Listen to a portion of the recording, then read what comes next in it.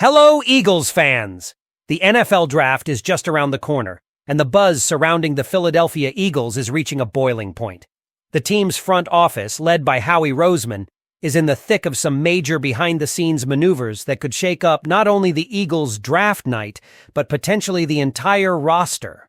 The climate is heating up inside the Philadelphia Eagles' war room, and I've got some major updates to break down with you.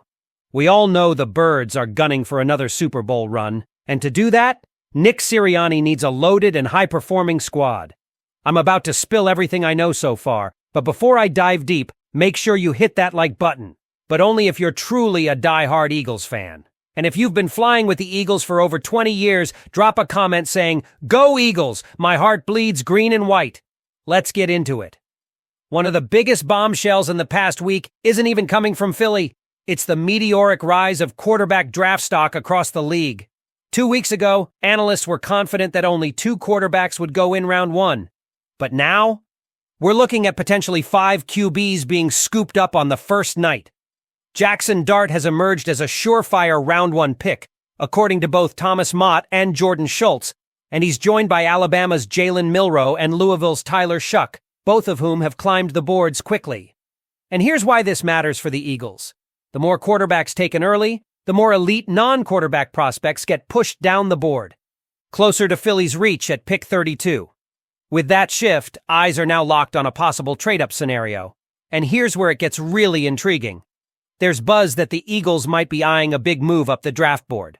Some mocks suggest they could target Marshall edge rusher Mike Green, but Green's inclusion is polarizing. He's a prospect with talent, leading the FBS in sacks last season, but also has off-field allegations against him. Not convictions, but allegations. Howie Roseman addressed this topic directly in a press conference, reiterating the team's commitment to character while also stating they respect the judicial process and maintain an objective evaluation system. That leaves a door slightly open for Green if the Eagles believe in his talent and dismiss the allegations as non-damaging. Still, here's the twist. Mike Green wasn't among the 25 players who came in for a top 30 visit. That's not nothing. Roseman has said these visits are crucial for the team's decision-making. And historically, Philadelphia almost always drafts from this list. Malachi Starks is the only clear-cut first-rounder who made that list. None of the major rumored trade-up targets, Green, Nick Emenwari, Trey Amos, got a visit. That doesn't eliminate them, but it sure raises eyebrows. Now let's switch gears to another major narrative, Dallas Goedert. Trade rumors surrounding the Eagles' star tight end have been swirling for weeks, yet in the most telling move of all, Philly didn't bring in a single tight end for a top 30 visit. That's right, not one. If they were serious about moving Goedert and replacing him with a rookie, wouldn't you expect at least a couple of visits? Goedert was a top 3 contributor in receptions, targets, and touchdowns last season. If they move on from him, they'd be losing a major weapon, without a clear replacement in place. And here's where the tension ramps up even more. According to insider Jordan Schultz, Goedert is absolutely still a name to watch as the draft approaches.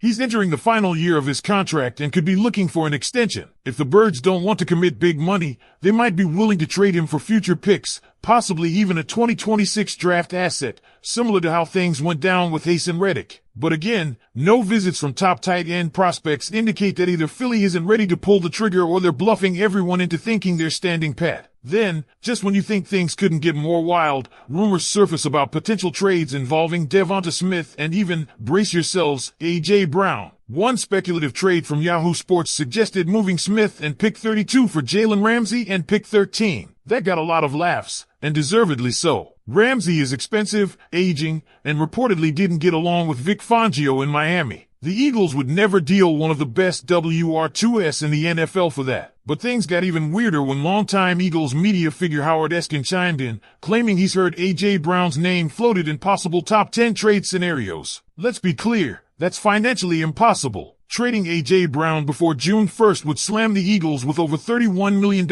in dead cap space. Even a post-June 1st trade would still cost $10.8 million in 2025 and $20.8 million in 2026. This isn't just unlikely, it's practically a fantasy. To wrap up this first wave of news, we've got a historic trend taking shape. With just 7 days until the draft, there have been 0 trades involving first-round picks. That's the latest it's stayed this quiet in a decade. Usually by now, at least one team has moved up or down in round 1. Could that silence be broken by Howie Roseman? Is Philly positioning itself for one of the boldest moves of the offseason? I want to hear from you. What do you think is the most realistic scenario for the Eagles? Should they trade up, stay put at 32, move Dallas Goedert? Let me know in the comments. We know from Howie's own words that they value every one of those slots as an opportunity to get to know a player personally. If a top prospect didn't come in, it typically means they're not a high priority, or that the Eagles are playing their cards extremely close to the chest. The fact that not a single tight end was invited is one of the biggest tells. The Dallas Goedert trade rumors have dominated the offseason narrative,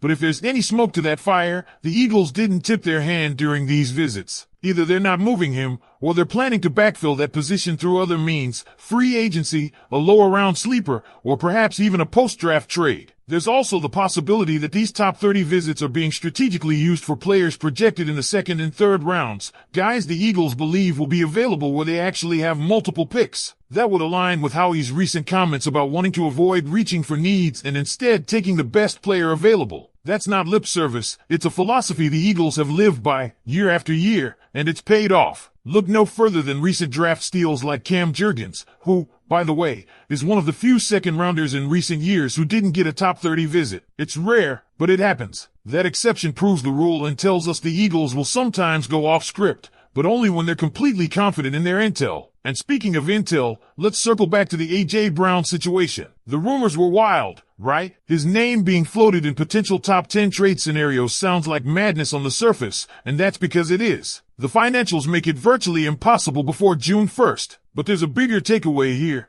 Just the mention of his name in that context tells us how unpredictable this draft season has become. We're talking about the face of the franchise, one of the league's most dominant receivers. If people are willing to float that kind of deal, it means teams around the league believe Howie is up to something, and they're desperate to figure out what. It's not just outsiders speculating either. Internally, the Eagles are showing signs they might be preparing for a scenario where a top 15 talent drops unexpectedly. Maybe it's an edge rusher like Green. Maybe it's someone completely off the radar. But history tells us that when Howie smells value, he moves. This is the same GM who's traded up 4 times in the past 6 first rounds. He's not afraid to pull the trigger, especially if the board starts falling their way. But here's what really stands out. There's no panic in their approach. No overcorrections. No desperation to fill a glaring hole. That's the sign of a front office that believes the roster, as currently constructed, is capable of competing right now. That belief is backed by the fact that almost all offseason holes were addressed in free agency. They're not entering the draft with a must-fill mindset. They're entering with leverage, and that's dangerous in the best possible way. Now, there's still the matter of Dallas Goedert. His situation continues to hang in the air like a heavy cloud. We've talked about the lack of tight end visits,